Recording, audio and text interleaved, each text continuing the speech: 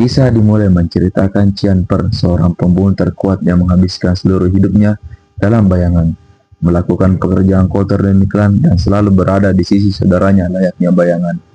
Setelah bertahun-tahun mengabdi, akhirnya Cian dihianati oleh kakaknya, sosok yang selama ini ia lindungi. Kakaknya yaitu Archiel berterima kasih kepadanya karena telah menjadi alat yang berguna baginya. Di ambang kematiannya, ia menyesal karena mati bukan sebagai pahlawan, melainkan sebagai alat yang dibuang setelah tak berguna lagi. Namun, tiba-tiba saat membuka matanya, hal yang pertama ia lihat bukanlah neraka, melainkan kamar yang sangat ia kenali, serta pelayan yang sudah lama ia rindukan, yaitu Emily. Cian sadar bahwa ia kembali ke masa kecilnya, titik sebelum semua penderitaannya dimulai.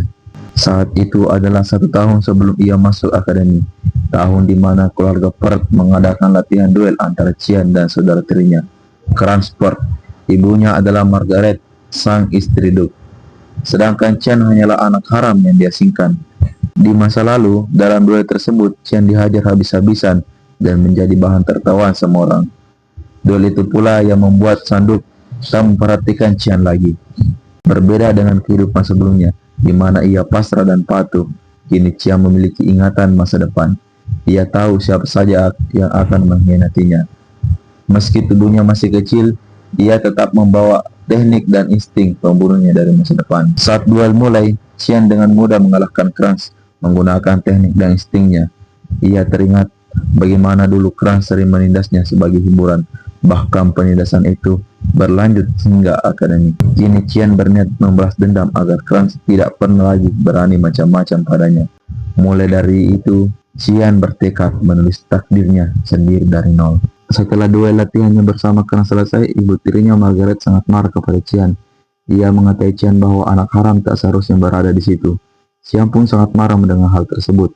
Namun ia mengancam akan mengusik Crans di akademi nanti. Mendengar ancaman itu, Margaret ingin memukul Cian, tetapi dihentikan oleh pengawal setia Duke. Cian kemudian diajak pergi oleh pengawal karena Sanduk telah menunggunya di ruangannya. Cian segera menghadap kepada Sanduk. Ayahnya yaitu Duke Pilus Perth. Ia adalah penguasa wilayah sebagian barat kerajaan Usip, sekaligus pahlawan yang telah menghentikan invasi demon dalam waktu yang lama. Sanduk mengakui kemampuan Cian dan merasa bangga kepadanya. Menurutnya, Cian adalah anak yang berbakat dan pasti akan sangat berguna bagi kakaknya nanti, Archiel. Mendengar itu, Cian sangat terkejut karena teringat kejadian di masa depan. Namun, ia berniat mengubah takdirnya dengan meminta Sanduk untuk mengikut sertakannya ke garis depan.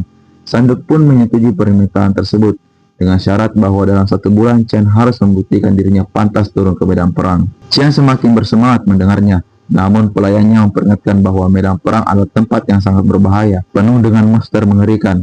Wilayah sebagian barat kerajaan Usip memang telah menjadi medan pertempuran melawan demon selama ratusan tahun. Meski begitu, Cian tetap berniat meningkatkan fisiknya untuk membuktikan bahwa ia pantas berada di medan perang. Ia beruntung karena masih memiliki insting dan sihir dari kehidupan sebelumnya. Saat Cian berniat berlatih, anak kedua dari Sanduk yaitu Elis datang menghampirinya dan memarahinya karena Cian berniat pergi ke medan perang. Elis sangat menyayangi adiknya itu sehingga ia melarang Cian untuk pergi. Namun Cian tetap bersikeras ingin ke sana. Akhirnya Elis meminta Cian untuk berduel dengannya. Ia memberikan syarat jika Cian bisa bertahan selama 3 menit dari serangannya, maka ia boleh ikut dalam medan perang. Setelah itu, Elis menyerang Cian, namun dengan refleks pembunuh, Cian dapat dengan mudah menangkisnya. Elis terkejut karena seorang anak berusia 10 tahun mampu menangkis serangannya.